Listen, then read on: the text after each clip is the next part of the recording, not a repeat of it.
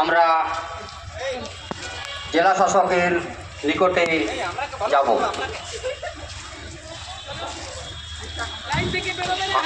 আজকে আমাদের দাবি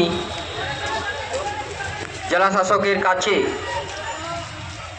প্রত্যেকেই আমরা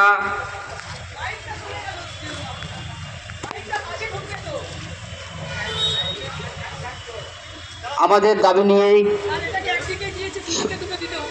সোচ্চার হব। হ্যাঁ এরকম হ্যাঁ ঠিক আছে চলো। আজকে আমাদের দাবি জঙ্গল অধ্যুষিত